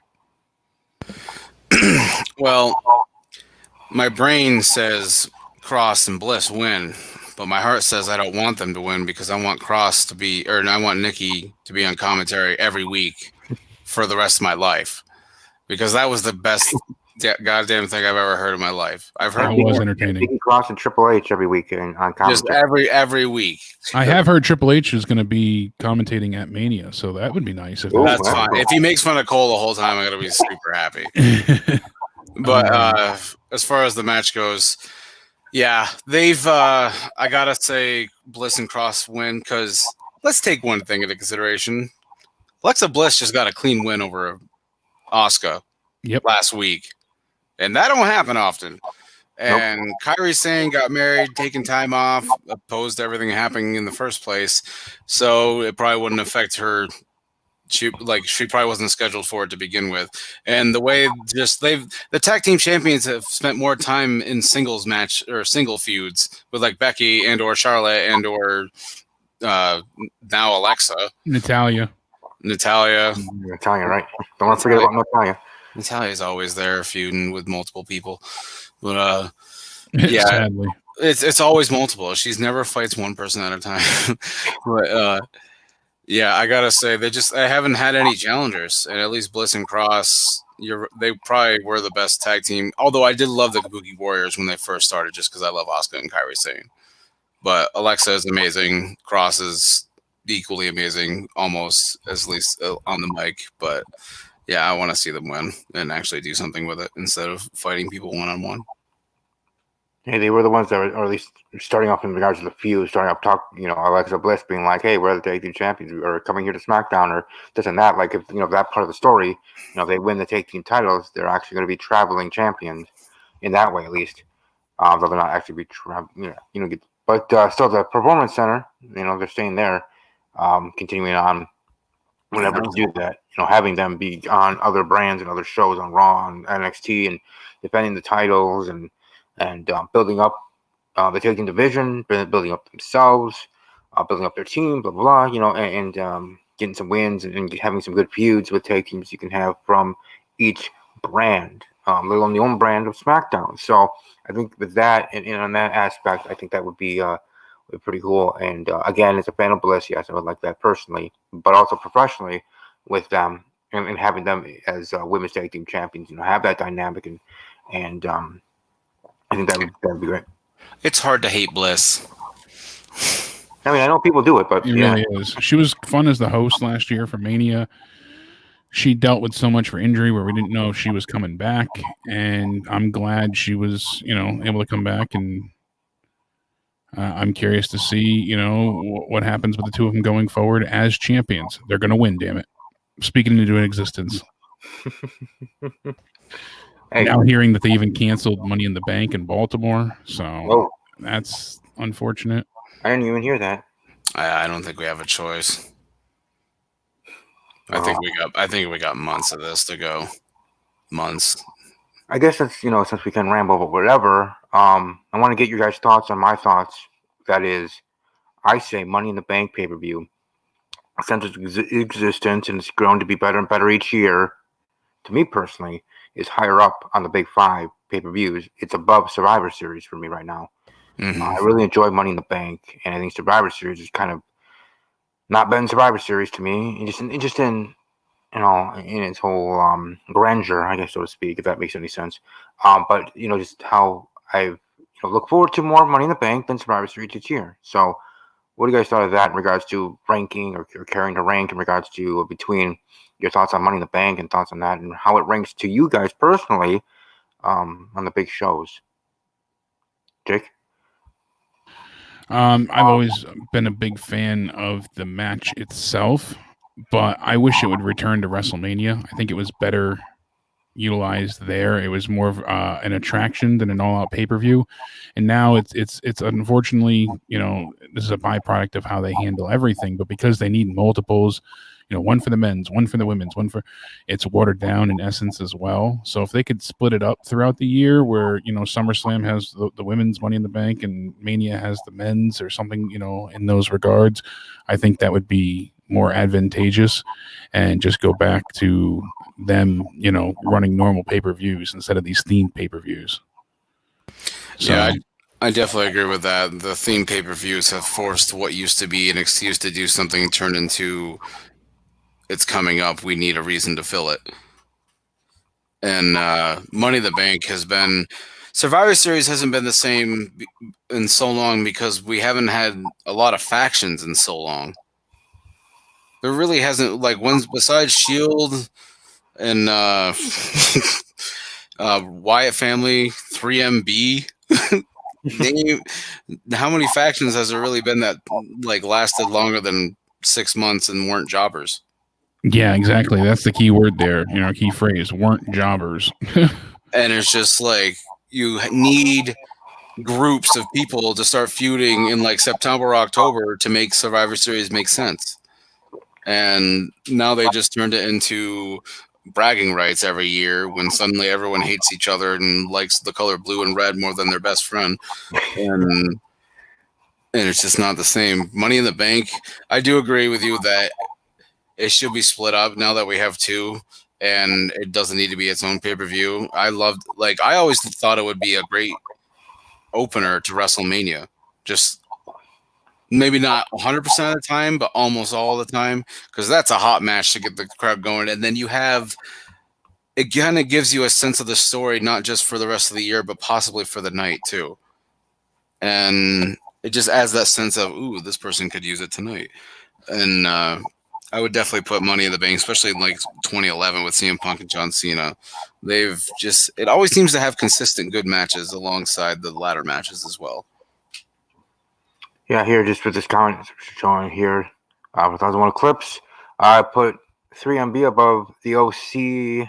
At least they entertained me more times than they didn't. So there's Luke Gallows. I swear to God, he swims in syrup. His arms are just covered in syrup. I don't understand how they're so dark and syrup. That's all I can think of when I think of Luke Gallows. moving right along. We got Becky Lynch versus Shayna Baszler. And well, for me, I'm gonna go for Shayna Baszler for the win. New Raw Women's Champion title match here. I was thinking, this was a tough one again in regards to the situation. Maybe they have Lynch win, Baszler getting her moment with fans in the future, but maybe in this one they're gonna go as planned, in that vein way and that thinking. So I'm gonna go Shayna Baszler to win the Raw Women's title, taking it off of Becky Lynch there. So Jake, what do you say? How do you see this Raw Women's Championship going here, the one-on-one contest? Damn, I thought I was going to be the outlier here picking Baszler to win, but I guess not. Yeah, I'm with you entirely. I think Baszler is going to win here. Becky has held on to the title for, a year at this point, and I mean, what else is left for her to accomplish? I think it'd be better if she goes in too cocky, she gets beat, and that's her downfall, and then she has to try and work back to get a rematch. So I don't see Becky coming out victorious here. I want to see Baszler choke her out. Clean, by the way, clean victory. Agree. My heart says Baszler because she says been such a monster, but I could want to think like Vince sometimes and say to myself, you didn't like Baszler that much, and during a time like this, selling merch might be their only thing that they can rely on, and Becky moves a lot of merch. So that's the only... Can she still move merch not being the champion? I think so. As much? I don't know. I feel like Vince is nuts enough to think like that. You never know. He's day-to-day to think. No one could ever know. I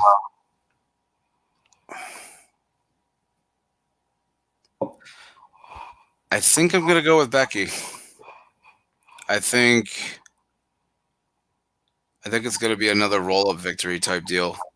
I don't think she's going to tap her out, but I think Shayna is going to be the one that's the story they're showing is that Shayna only likes to destroy, and I think she's going to get over-focused and only think of one goal and then just make a mistake and get rolled up. Something like that, kind of like Ronda. I mean, that's feasible. There's no wrong answers unless you pick, Becky to win, but still. No, I hear that because that's something that WWE would do. My heart wants to say Baszler, but my brain says Becky, so I'm going to go with Becky. Yeah, I've had a few of those moments. Tonight as well. So I can see it. This one, Becky retaining just because of how she's been the man. But I hope they go with Baszler. Same here. I hope they do. Well, we talk about the man. Well, here's the queen, the woman. We got Charlotte Flair, the Royal Rumble winner, women's division, going up against Rhea Ripley for the NXT Women's Championship.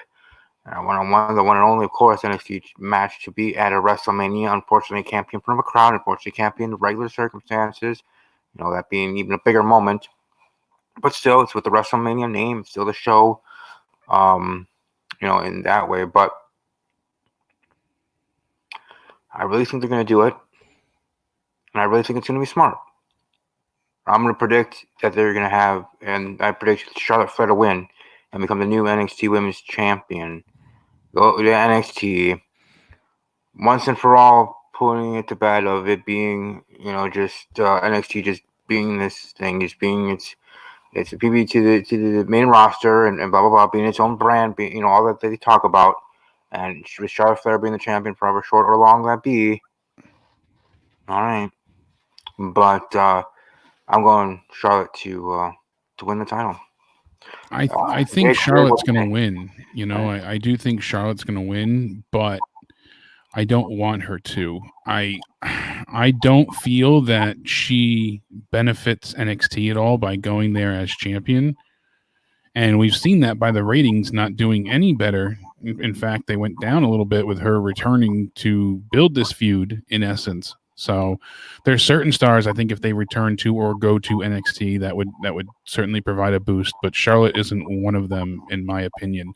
And we've seen that backed up by ratings. So I see them going that way, though, and it gives Ripley a chance to ascend back to the top of the throne. She'll try and conquer Charlotte at a later date, but this will give us a chance to see Charlotte face a few other people in NXT as well. So if they're still going with the training mindset, I mean, it will help other opponents to work with a seasoned vet like Charlotte. So they are getting something, some bang for their buck, but I mean, if Rhea Ripley retains here, it's kind of like, oh, I've done it all. So they got to be careful, and I think that's a worry too.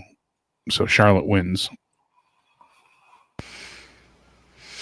I admit this is probably the match I know the least about in terms of just because I pretty much never watch NXT just because there's just so much to watch.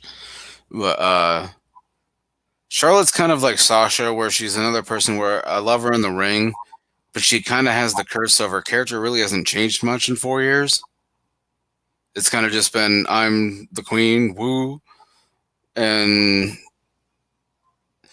I knew she was going to win the Rumble because it had been the 3 years. Like, there's no way in hell they're going to make her wait longer than that to win. But I could see her losing because I see Becky winning and I see Rhea Ripley being like the NXT one to get her win over the main roster because she's the one that dominated at Survivor Series, correct? Was it Rhea Ripley? Yeah, she was on the winning team, so. Yeah. Yeah. I'm pretty sure she was mostly the deciding factor. Yeah. Came down to her. Yeah. Two others. I think it's going to be the match of the night where it shows. I think it's because it's the first, like, it's one of the first NXT matches on being defended on WrestleMania as well. I think it's going to be their victory. I think it's going to be a Rhea Ripley's victory. So I'm going with Ripley. Yeah. We're along to a co-main event. For night 1 or night 2, whatever.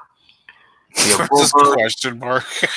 You got you're supposed to base Roman Reigns. There's news out there who it could be, and one of them, mainly being Braun Strowman. It probably will be whatever, but I didn't want to put that in there just in case it wasn't. Make it look stupid anyway. So put the question mark there and see if it is Braun. But whoever it is, again, due to the situation, that person ain't winning the title.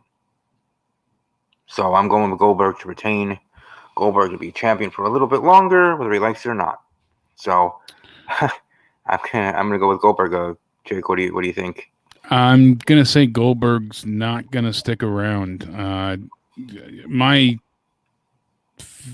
take on this is that I don't think he was coming back for longer than originally. He just wanted to do the Saudi show, and we had heard that reported.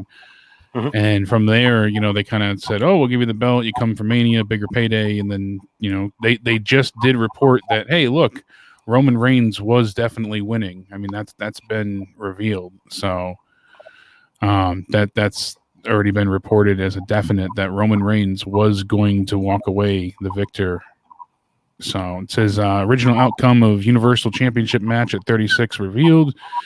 And Dave Meltzer let it be known that Roman Reigns was scheduled to beat Goldberg clean at the event. So because of that, and knowing that, you weren't going to see Goldberg stick around, I think Braun Strowman is going to replace Roman Reigns, and I think Braun will win just to take the title back to SmackDown. So this way, Goldberg doesn't have to carry the belt, and it gives Braun a huge push.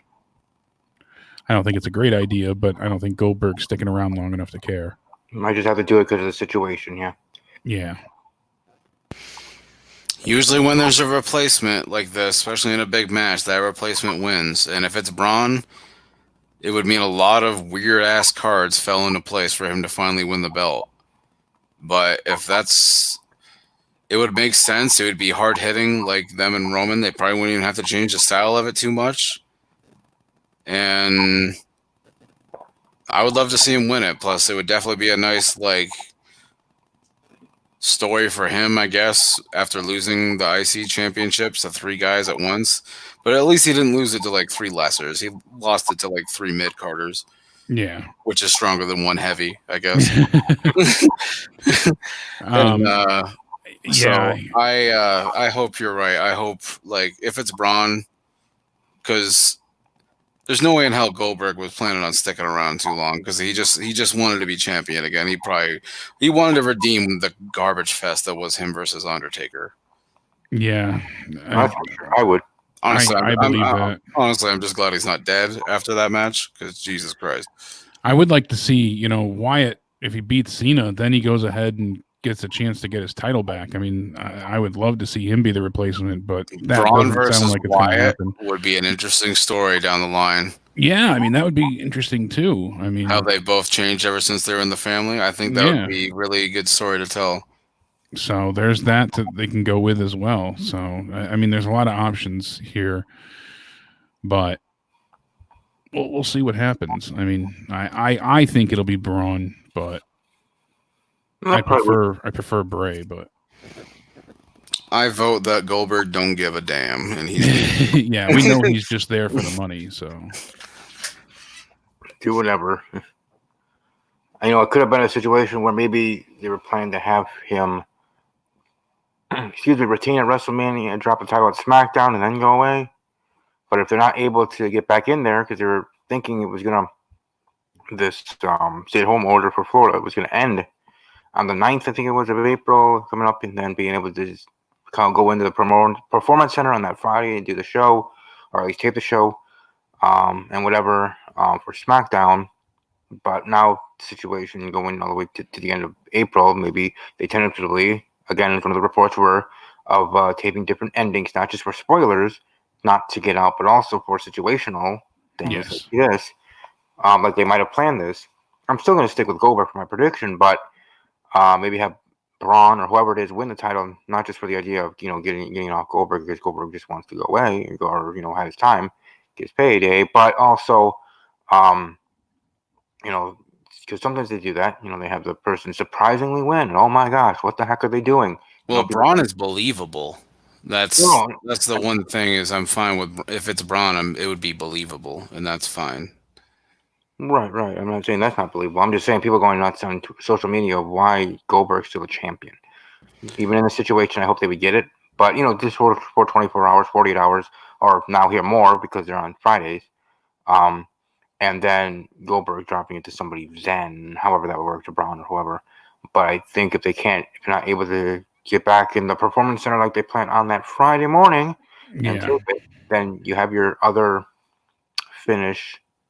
I think it's already taped as well for next week, so yeah. So, but either way, that's going for that. There with the Goldberg versus question mark match, and here's the main event. We got Brock Lesnar facing up against Drew McIntyre here for the WWE title match, and this is the one where due to factors, due to reasons, due to situations we brought up, or I brought up a couple of times during tonight. Yep. I'm going Brock Lesnar to retain. I'm right there with you at Yeah, 110%. Yep. Go ahead. No, it's just I couldn't agree with you more. And originally I was being like, oh, I'll be the contrarian. I want to be the odd one out. But I could see WWE originally trying to pull a swerve with Lesnar winning. But in front of a live crowd, it was a necessity for McIntyre to win. But now no crowd, as you mentioned earlier in this preview. Yeah, absolutely. No crowd, no necessity. Especially if they don't know what type of sure thing they have on their hands. They might want to save him getting the victory till they can do it in front of a live crowd. And keeping Lesnar as champion may not be the worst thing if you're going with this pandemic without an end date. So.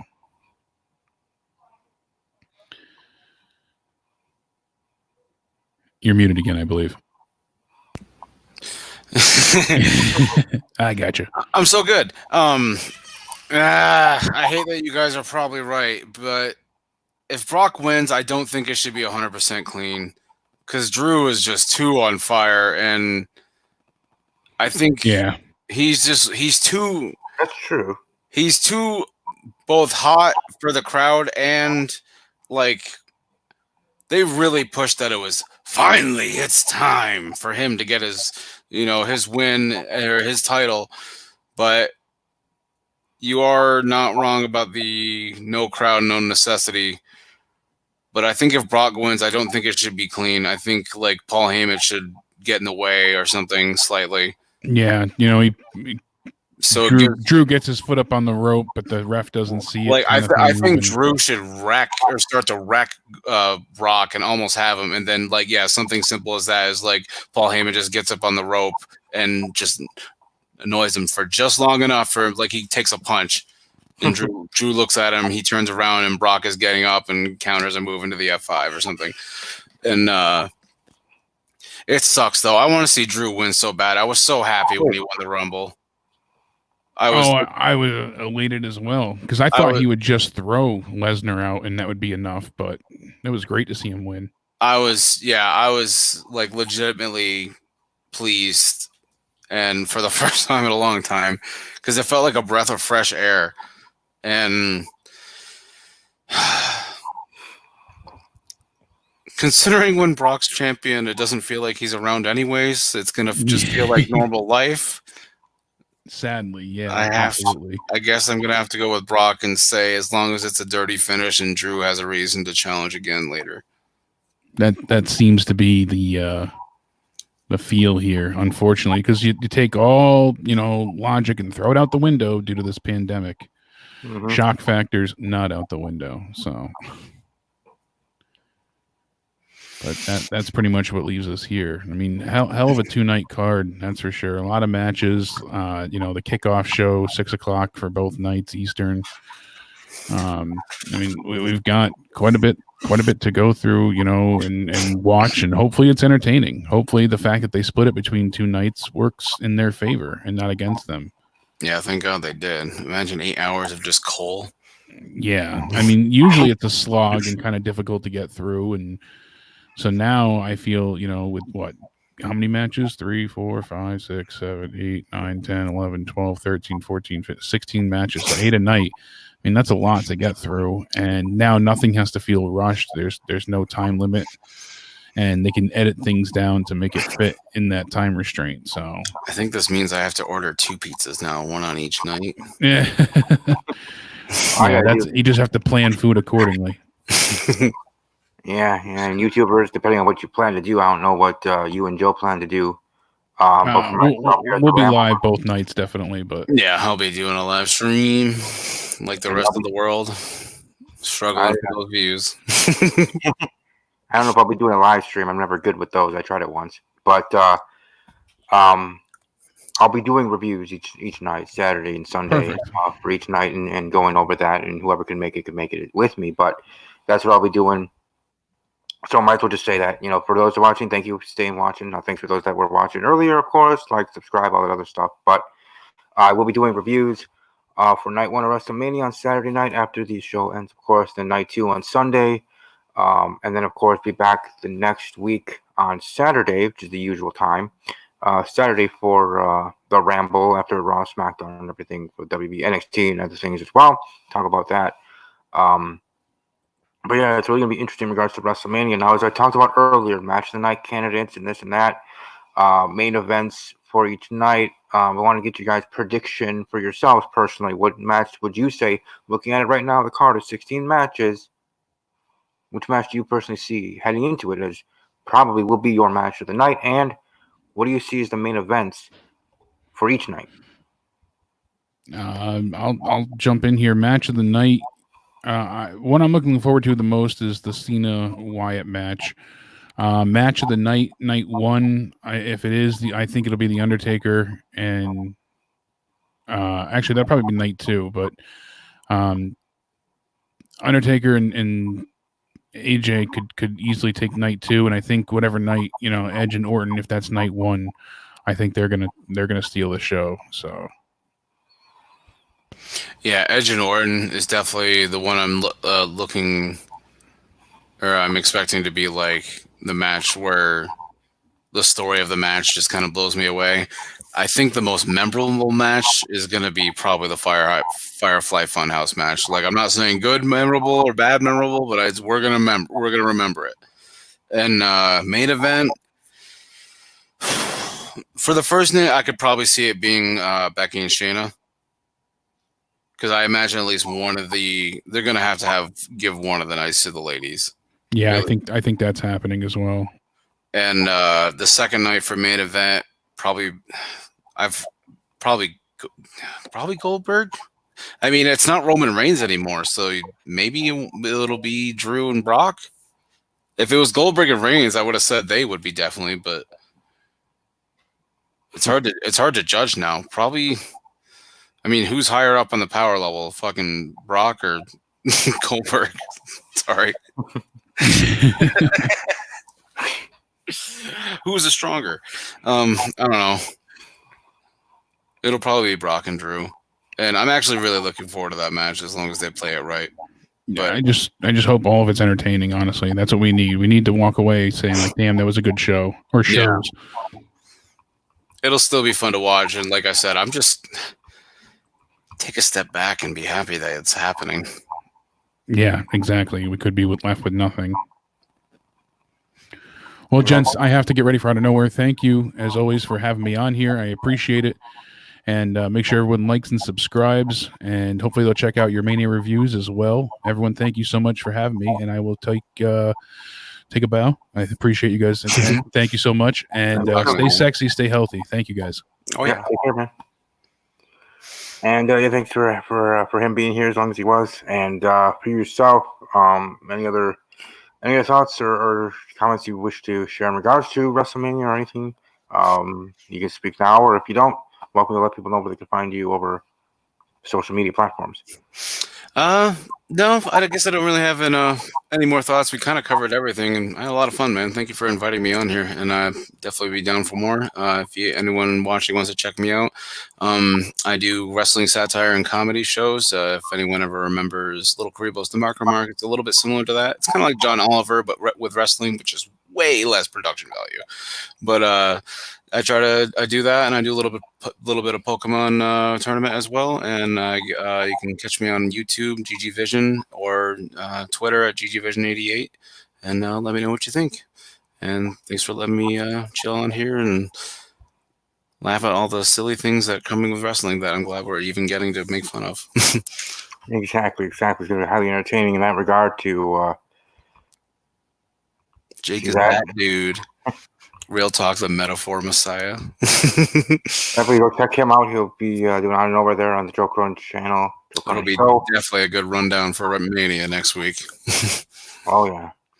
And as for me, of course, you can find The Ramble on Twitter at @TheRamble_WWE. You can find me personally on Twitter at Army_Strong_06.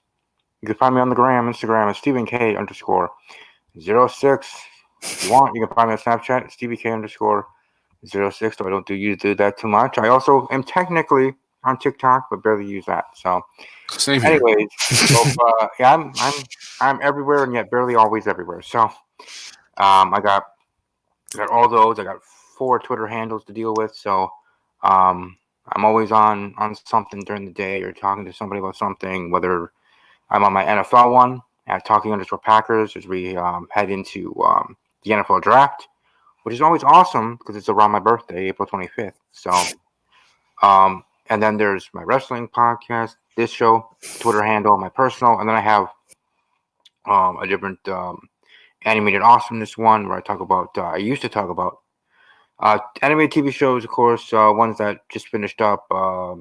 My Little Pony Friendship is Magic, Star Wars: The Force of Evil, Gravity Falls, Steven Universe, shows like that. So I dive into a lot of things, I guess. So you got more going on than me. I definitely during this quarantine keep myself busy, but for me, I don't mind it too much. I am a shy introvert at heart, so I don't mind this quarantine thing as much. But yeah, my life didn't change too much. I just can't go to work.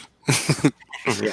That's about it. At least to keep myself busy, and I'm glad I got to come on here and chill with you guys. Definitely taking on up things, and I definitely look forward to. I definitely hope to have you on the show again in the future. And obviously, everybody check him out on his channel. Hopefully, I'll make you laugh. There, yeah. It's always good to laugh. And always good to keep spirits up in that way. So, anyways, thanks everybody watching live. Subscribe to the channel, ring the bell so you know when I go live with the next video. My next video will be my review of tonight's episode of Last Man Standing. I'll be doing that tomorrow. And then moving forward, the reviews over the weekend of the shows, 2 parts of WrestleMania, and then of course next week the batch of episodes moving forward. So again, you guys all take care, enjoy the weather in your area, enjoy life, stay safe, stay home. We'll get to this all together for sure. We'll get through it. There'll be that light at the end of the tunnel. You just gotta wait for it. Might be a little bit wild, but stay strong, stay positive, and keep busy for sure. And as always, above all else, as always, take care. Oh yeah. Thanks for having me.